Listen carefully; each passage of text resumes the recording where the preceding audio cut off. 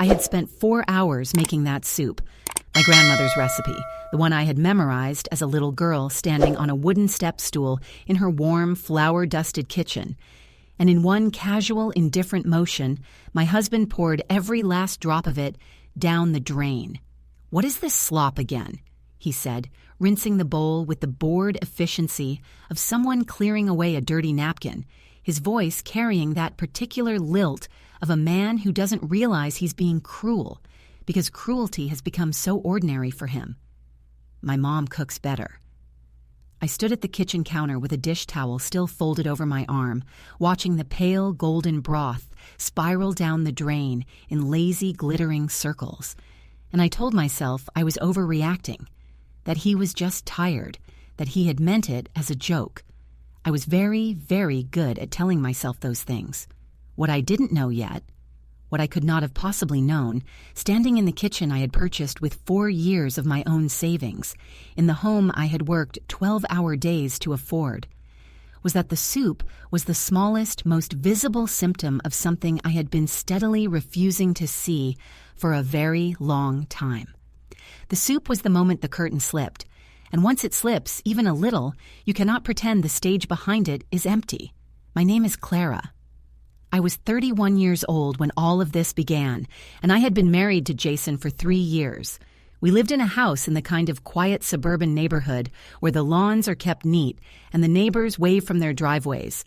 A 2-bedroom with hardwood floors and a garden in the back that I had planted myself, tomatoes and herbs and a small rosemary bush near the fence that smelled incredible on summer evenings when the air was still and warm.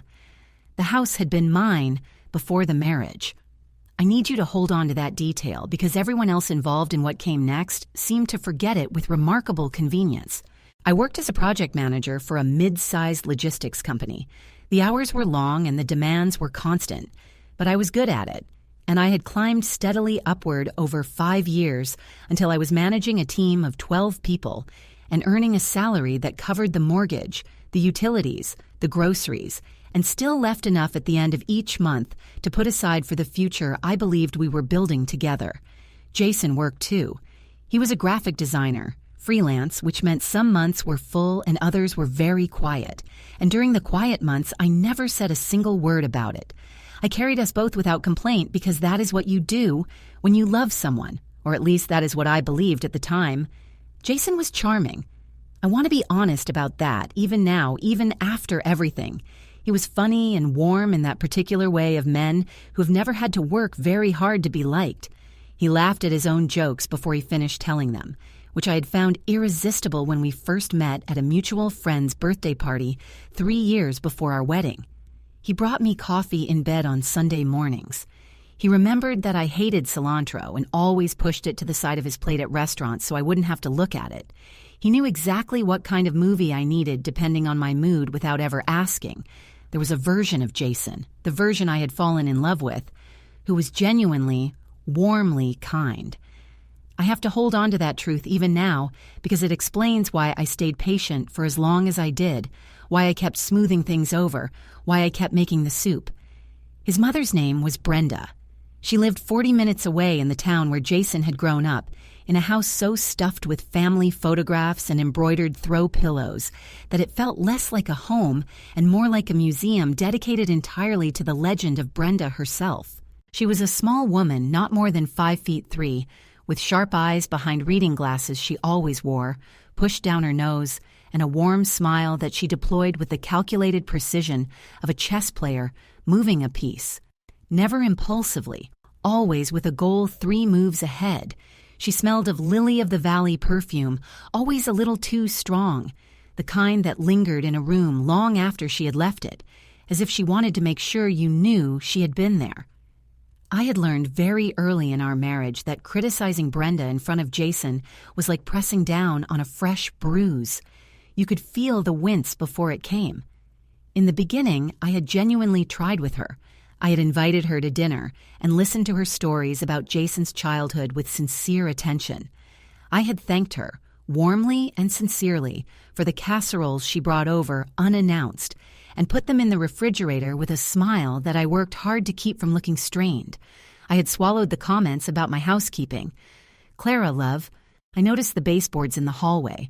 I can bring my cleaning things next time." And the comments about my cooking, which arrived regularly, always wrapped in that gauzy layer of maternal concern. Jason needs something more hearty. He's always been a big eater, you know how he is. I had attributed all of it to the anxious, suffocating love of a woman who missed her son and was still finding her footing with her daughter-in-law. And I had been patient, and patient, and patient, because patience was something I had always prided myself on. It had served me well in every area of my life, until it didn't. But by the time of the soup, the patience had been wearing thin for months, and I had not let myself notice. The soup was my grandmother's chicken soup, the real kind made from a whole bird simmered for hours with leeks and celery root, and a generous handful of fresh dill, the kind that turns golden and deep and fills the entire house with a smell that feels like someone loves you. My grandmother had taught me to make it the winter before she passed, standing beside me in her kitchen and correcting my knife work with gentle, papery hands, telling me stories about her own mother as we worked. Making it was not just cooking. It was a ritual, a way of feeling close to her, a way of carrying something precious forward into a life she would not get to see. I had made it that Thursday because Jason had seemed tired and distant all week. Quiet, in a way I told myself was just stress. And I had wanted to do something loving for him. I had thought, stirring the pot and watching the steam rise, he will appreciate this. I had thought, this will remind him of what we have. Instead, he lifted the lid of the pot, sniffed once, wrinkled his nose, and said those words. "What is the slop again?" And then he ladled himself a bowl and poured it down the drain before I had even set out the napkins. "My mom cooks better," he said, and picked up his phone and started scrolling as if nothing had happened, as if the world had not just slightly tilted on its axis. I stood very still for a long moment. The kitchen was quiet except for the steady drip of the faucet I had been meaning to fix, the low hum of the refrigerator, the faint distant sound of a neighbor's lawnmower somewhere outside in the cool autumn afternoon. I set the dish towel down on the counter with great care. I said nothing. I served myself a bowl, sat at the table alone, and ate my grandmother's soup in silence, while my husband scrolled through his phone 3 feet away, occasionally chuckling at something he didn't share. The soup was good. It was exactly as it should have been. I ate every drop. That night, lying in the dark beside Jason, who had fallen asleep within minutes of getting into bed, I stared at the ceiling and turned the day over in my mind, the way you turn a stone to see what is living underneath it. Something felt wrong in a way I could not yet name, not precisely. Not just the soup. The soup was one data point in a pattern I had been too tired or too willfully blind to fully assemble. The comparisons had been multiplying. Mom always made lasagna on Sundays. Mom would never leave dishes in the sink overnight. Mom thinks we should get blinds for the bedroom instead of curtains. She says curtains trap dust. Brenda's opinions had been appearing in our house with increasing frequency over the past 6 months, seeping into our conversations like water through a crack in the wall. So gradually that you don't notice the damage until the paint starts to blister. I thought about other things lying there in the dark. I thought about a Saturday in early October when I had come home from running errands to find Brenda sitting at my kitchen table with a cup of tea and Jason on the sofa, and neither of them had seemed surprised to see me, which I registered at the time as comfortable familiarity, but which now struck me differently. Not surprised to see me, not particularly pleased either, in the way people look when a conversation they were enjoying has been interrupted. I had made more tea, sat down, and listened to the two of them finish a story I had clearly walked in on the middle of, and I had smiled and felt vaguely peripheral in my own kitchen. I had told myself it was nothing. I thought about a Thursday 2 months before that, when Jason had come home smelling of someone else's kitchen. That specific, intimate smell of roasted meat and home-cooked vegetables, completely different from anything I had made, and told me he had grabbed lunch somewhere when I asked where he had been. I had accepted that answer without further inquiry because I was tired from a long day and because I trusted him. I thought about the questions Brenda had started asking me, scattered across different conversations over the past few months, questions that had felt conversational in the moment. When do you usually finish work? Do you ever have to go in on weekends? Do they send you to conferences often? What does your schedule look like in the mornings? I had answered cheerfully each time, flattered that she seemed interested. In the dark, those questions assembled themselves into a shape I did not want to look at directly. I fell asleep eventually, uneasy in a way that followed me into my dreams. And in the morning, the recipe card was still propped against the kitchen backsplash. My grandmother's handwriting faded and precise, and I made coffee and told myself I was projecting and went to work. The next 3 weeks brought small, strange moments that I filed carefully away in the back of my mind and tried my best to forget. I came home one Tuesday evening to find 2 extra coffee cups in the drying rack. Not mine, not Jason's, the wrong size entirely, heavier and wider, the kind I had never owned. I asked Jason about it, and he said a colleague had stopped by to drop off some files. I accepted that. I found a receipt in the pocket of Jason's jacket as I was taking it to the dry cleaner, dated from a Wednesday when I had been away at a conference. From the Italian place 3 streets over that we had been saying for months we should try together. He had gone without me. When I mentioned it, he showed me an email on his phone from a client and said it had been a working lunch, and the email looked real enough, and I told myself I was being paranoid, that I was manufacturing suspicion out of nothing, that I needed to stop doing this to myself. But the unease was building, quiet and steady and relentless, like water rising in the dark. Then came the morning I found the notebook.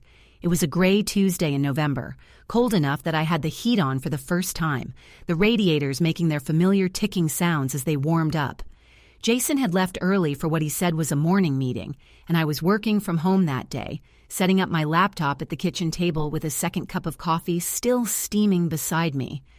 I needed to print a document and went to the small desk in the corner of the living room where we kept the printer and the household files and the accumulated clutter of shared life. The desk was mostly Jason's territory. I kept my work papers in the home office upstairs. And I didn't make a habit of going through it because I trusted him. That word again following me everywhere. I pulled the top drawer open looking for printer paper, and underneath a stack of junk mail and takeout menus and an expired coupon for a hardware store, my fingers found a spiral-bound notebook with a plain brown cover. I would not have thought anything of it. Jason kept notebooks everywhere, for sketches and project notes and shopping lists, except that when I lifted it, 2 sheets of paper that had been folded and tucked inside fell out onto the floor. I picked them up. I unfolded them. And the kitchen, and the hum of the radiators, and the smell of my coffee, and everything familiar and solid about my life suddenly felt very far away. The first sheet was a printout of an email. The sender was Brenda. The recipient was Jason. The date was 3 weeks ago on a Thursday evening when I had been in a video call with my team and Jason had been sitting in the next room. The subject line was 2 words: next steps. I read it standing at the desk in my robe, and as I read, I felt the heat leave my hands. Jason, Brenda had written, in the neat, slightly formal style she always used even in casual communication, as if every message she sent might one day be presented in court. I spoke to my contact at the realtor's office. She confirms the current property value is significantly higher than when Clara originally purchased it. We're talking nearly double. We need to move carefully and on schedule. If she suspects anything before the paperwork is ready, the whole thing falls apart. My contact also reminded me that without a formal co-ownership agreement in place, your legal standing is extremely limited. You're essentially living in her house with no claim. This is why the next step is so critical. I've attached the draft document. Have her sign it before the end of the month. Tell her it's a routine financial review or something to do with refinancing. Something ordinary. She won't question it if you present it calmly. She trusts you. I read it twice. Then I read it a third time. I was searching for a different interpretation. The way you look for a familiar face in a crowd and keep thinking you see it and then realize you don't. There was no different interpretation. The words were precise and deliberate and utterly clear. She trusts you. My mother-in-law had written those words to my husband about me as a strategic asset, a weakness to be exploited. I set the email printout on the desk with great deliberate care, as if it were made of something breakable. I unfolded the second sheet of paper. It was the draft document. 4 pages, folded into quarters, printed on plain white paper. A joint property ownership agreement. For this house, my house, the house I had bought with 4 years of savings before Jason and I were even engaged, the down payment partially funded by an inheritance from my grandmother, the same grandmother whose recipe was still propped against the backsplash in the next room. The document was neatly formatted, with signature lines at the bottom and the appropriate fields filled in with printed names. My name was already there. There was a second name. The second name was not Jason's. The second name was Brenda's. My hands were shaking. Not the dramatic, cinematic trembling of someone in a movie. This was something smaller and more frightening. A fine, persistent vibration that started somewhere deep in my forearms and traveled outward to my fingertips, as if my body had registered the information before my mind had fully processed it. I set the document next to the email on the desk and stepped back, and I noticed, distantly, that I had spilled some of my coffee at some point without realizing it. A dark, spreading stain across the wood, and the mundane wrongness of that, the brown liquid creeping toward the edge of the desk, about to drip, was somehow the detail that finally made everything real. I grabbed the mug before it tipped, and held it in both hands and stood in the quiet living room of my house, and understood that I was looking at a plan. A careful, patient, well-constructed plan to transfer ownership of my home to my mother-in-law, executed with the full knowledge and cooperation of my husband, disguised as a routine document I would sign without reading because she trusts you. I don't know how long I stood there. The radiators kept ticking. Somewhere outside, a car door slammed and an engine started, and someone drove away to an ordinary morning. I thought, with a strange dissociated calm, I need to put these back exactly as I found them, because something had shifted in me in those few quiet minutes. Not an explosion, not tears, not the hot rushing grief I might have expected. Something colder, something that said, not yet, not until you know everything. I photographed both documents with my phone, refold them precisely as they had been, and tucked them back beneath the junk mail exactly as I had found them. Then I went upstairs to the home office, closed the door, sat down in my chair, and started making calls. The first call was to my father. He picked up on the second ring, the way he always does, with that particular alert quality in his voice that tells you he was already awake and already thinking about something, because my father has never once in his life slept past 6 in the morning. I told him what I had found. I did not cry. I described the documents methodically, the way I would describe a project problem to a colleague, and my father listened without interrupting, which is his way, and when I finished there was a brief silence, and then he said very quietly, "Clara, don't say a word to Jason yet. Don't touch the documents again, and call Martin before noon." Martin was my father's college roommate. He had been a real estate attorney for 28 years. The second call was to Martin. He listened, asked 4 precise questions, and then said something that turned the cold thing inside me several degrees colder. A joint ownership agreement of this type, signed under false pretenses, would be difficult but not impossible to challenge in court. The more important thing is whether there are any other documents already in motion, any applications, any notarized materials. Do you have access to your own mortgage records? I said I did.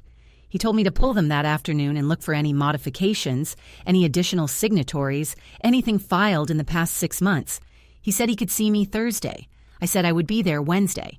Then I closed the office door, opened my laptop, and logged into the mortgage portal I had not checked in months because the payments came out automatically, reliably, without incident, because that had been the nature of my life. So reliably orderly that I had stopped watching it closely. It took me 11 minutes to find the first anomaly. A refinancing inquiry initiated 8 weeks ago in my name at a branch of the bank I did not use. I stared at the screen. I had not initiated any refinancing inquiry. I had not been to that branch. I had not signed anything. Or if I had, it had been presented to me as something else entirely, something buried in a stack of papers I had trusted my husband to manage. She trusts you. I went to work that day.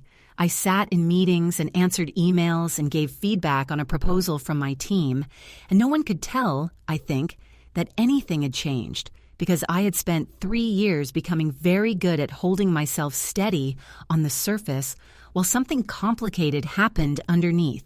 But underneath, behind the calm, professional face and the normal voice, I was building something. Quietly, methodically, with the same focused precision I applied to every project I had ever managed, I was constructing the architecture of what came next. Jason came home that evening carrying takeout bags and in a conspicuously good mood, the kind of good mood that arrives, I now recognized, when he had recently spoken to his mother and things were proceeding on schedule. He set the bags on the counter and kissed my cheek and said, with what I now understood was strategic casualness, "Hey, I've been meaning to talk to you about something. Nothing major.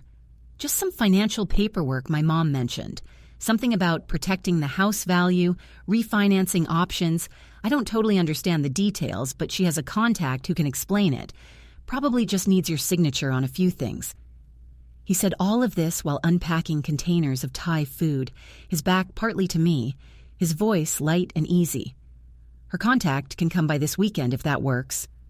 I watched him unpack the containers and set out the plates with the careful attention of someone who does not want to make eye contact, and I thought about all the Sunday mornings with coffee in bed, all the remembered details about cilantro and movies and the precise calibration of his kindness, and I understood, fully and finally, that none of it had been without calculation, that a man who loved you did not help his mother draft documents to take your home.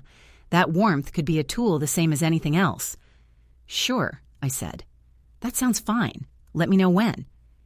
He finally looked at me. He had the slightly surprised expression of someone who had braced for friction and instead found open water, relieved and guilty enough to be obvious about it if you were looking. I smiled. I sat down to eat. I asked him about his day.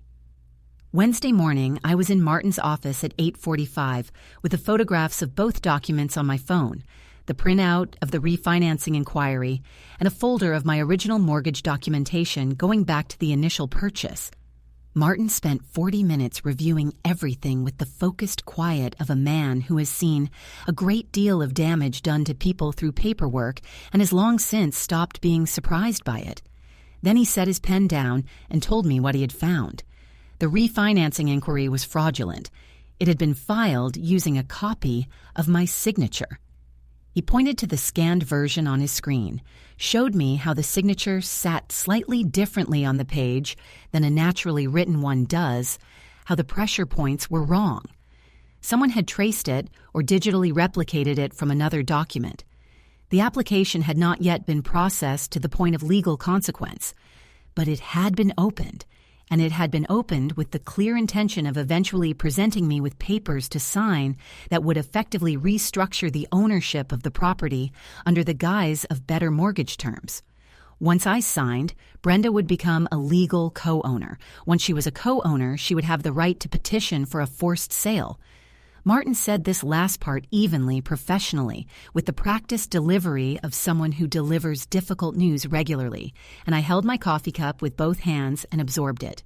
"There's one more thing," Martin said, and he turned his monitor slightly toward me. "I did some preliminary research on your mother-in-law this morning. She has done this before." He showed me a public court record from 6 years ago. A property dispute in another county involving another family member settled out of court. The names and details were different, but the mechanism was identical: a joint ownership agreement, a fraudulent signature, a plan to force a sale. She had not succeeded that time. A cousin had caught it early. "She's patient," Martin said, "and she's done her research, but so have we, and we're ahead of her by approximately the amount of time it would have taken her to get you to sign this weekend." He looked at me steadily. "What do you want to do?" "I want you to understand something about that moment, because I think people imagine that the moment you decide to fight back is a loud one, that there is shouting or tears or a surge of righteous fury that carries you forward on a wave. It was not like that. It was very quiet. It was the specific, clarifying quiet of someone who has finished being confused about what is happening and is now only interested in what comes next. I looked at Martin and I said, I want to file a formal complaint with the bank about the fraudulent inquiry today. I want a cease and desist prepared for Brenda. And I want to be absolutely certain that not 1 inch of this house can be touched without my sole authorization before this weekend. Martin nodded once and picked up his pen. That evening, I asked Jason to sit down with me at the kitchen table. Not at the sofa, not standing in the hallway. At the table, properly, the way you sit when something serious needs to be said. He must have read something in my face because his easy default expression, that slight smile, that comfortable assumption of goodwill, faltered before I said a single word. He sat down. I placed my phone on the table between us, face up, with the photograph of the email visible, his mother's email, next steps. He looked at it. His face did something complicated. Jason, I said. My voice was steady and quiet, the way water is when it is very deep. I need you to tell me the truth, not a version of it, not the version that makes you look less involved than you are. The truth. He opened his mouth. He closed it. He looked at the table. He looked at the email. He looked somewhere to the left of my face, not at my eyes, in the way of someone who cannot bring himself to do the thing he knows is required. He said, I didn't think she would actually... I thought it was just planning, just talking. I didn't think she'd go as far as the bank. But you knew, I said. You knew about the document. You knew about the plan. You were going to ask me to sign it this weekend. He was quiet for a long time. Then, very quietly, she's my mother, Clara. She is, I said, and this is my house. The silence that followed was the loudest thing I'd ever heard. He sat across from me in the house I had bought before I even knew him, in the kitchen where I had poured years of effort and love into meals that were poured down the drain, and he had nothing to say that was adequate to the moment. I waited. He offered me fragments. I didn't know how to say no to her. I thought maybe we could work something out. I know it was wrong. And each fragment was real, I believe. But none of it was the thing I needed, which was for this not to have happened, and since that was not available, none of the rest of it was enough. There is a particular grief that lives in the space between the person someone is and the person you believe them to be. It is not rage, and it is not sorrow exactly.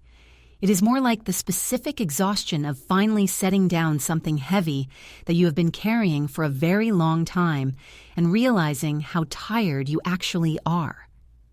I felt that grief sitting at the kitchen table while Jason's eyes moved everywhere except my face. I let myself feel it, fully, for exactly the length of time it took him to run out of fragments to offer me, and then I picked my phone up off the table. My attorney filed a report with the bank this morning, I said. There will be a formal investigation into the fraudulent refinancing application. Your mother will receive a cease and desist letter by end of day tomorrow. And I have spoken to a property rights attorney who has confirmed that this house is and will remain solely in my name. Jason went very still. I also want you to know, I said, that I am not deciding anything tonight about us. But I need you to understand something clearly. The next decision you make, whether you stand beside me in this or whether you stand beside her, is a decision you will live with. Think carefully. I stood up. I left him at the table. I went upstairs and I ran a bath, and I lay in the hot water until it went cold, listening to the house around me. My house, my walls, my floors, the rosemary bush outside in the dark. And for the first time in months, maybe years, I felt the specific, uncomplicated solidity of a person who knows exactly where they stand. Brenda received the cease and desist the following afternoon. I was told later by Jason that she called him 17 times in the hour after receiving it. I was not present for any of those conversations. I had taken the afternoon off and was sitting on my back porch with a cup of tea and my phone on the garden wall, watching the late autumn light move across the rosemary bush, thinking about my grandmother, thinking about the soup, Jason appeared in the doorway at some point, his face pale and stripped of its usual easy confidence, and told me his mother wanted to talk. "I know," I said. "Tell her my attorney's number is on the letter." He stood there a moment longer, and then he went back inside, and I watched a late bee circle the rosemary and eventually find what it was looking for. The investigation took 6 weeks. The bank confirmed the fraudulent signature, and the original application was voided. Brenda's contact at the realtor's office was reported to the Professional Licensing Board. There was no criminal charge. Martin told me the threshold was difficult to meet given the application had not resulted in financial damage. But there was a formal record, a cautionary flag, a documented history that now attached itself to both names. Brenda called me once directly, 3 weeks into the process. She said, and I will remember these words for the rest of my life. "Clara, sweetheart, I was only trying to protect my son. I'm sure you can understand a mother's concern." Her voice was warm, gentle, wrapped in that particular softness she reserved for moments when she wanted something. I said, "Brenda, anything further you'd like to say to me should go through Martin's office." And I hung up, and I felt nothing except a brief, clear satisfaction, the kind you feel when a door closes properly on the first try. Jason and I spent 3 months in couples therapy. I want to be honest, I had not decided, going in, whether I was there to repair the marriage or to end it with something intact. What I discovered over those 3 months of careful, difficult conversations in a small office with a woman who asked precise questions and waited patiently for precise answers was that Jason had not built the plan, but he had carried the bricks. He had known his mother's intentions for 4 months before I found the email. He had told himself it was theoretical, then that it would never get this far, then that it had gone too far for him to stop without causing damage to everyone. He had wanted, above all things, to be comfortable, and his comfort had cost me mine. I think about that often, even now, not with bitterness exactly, but with the clear-eyed clarity of someone who has learned something true and irreversible about human nature, about the specific damage that is done not by the person who swings the axe, but by the person who holds the door open and looks away. I won't tell you that I left him, because I didn't, and I won't tell you that things returned to what they were before, because they didn't, and I wouldn't want them to. What I will tell you is that something changed between us that is real and permanent, and strangely, more honest than what came before. A marriage with the performance stripped away, with the comfortable fictions cleared out, where both of us understand clearly what the other person is and is not capable of. It is a smaller thing than what I had believed I had. It is also, in ways I didn't expect, more solid. Brenda does not come to the house anymore. That condition was mine, stated once, clearly without argument. Jason sees her twice a month at her home, and he does not ask me to come, and I do not offer. The embroidered throw pillows and the lily-of-the-valley perfume and the sharp eyes above the reading glasses exist in a part of his life that no longer overlaps with mine, and the careful, deliberate distance of that arrangement suits us both. One evening in early spring, several months after all of it was over, I made my grandmother's soup again. I simmered the whole bird for 3 hours, added the leeks and the celery root, put in the dill at the very end the way she had taught me, and filled the house with that warm golden smell that had always meant to me that someone was taking care. Jason came into the kitchen when he smelled it and stood in the doorway and looked at me for a moment without speaking. I ladled him a bowl. He sat down at the table and ate all of it. He said nothing, but at some point he reached across the table and put his hand briefly over mine, and I let him, and we sat in the kitchen of my house in the quiet of an ordinary evening.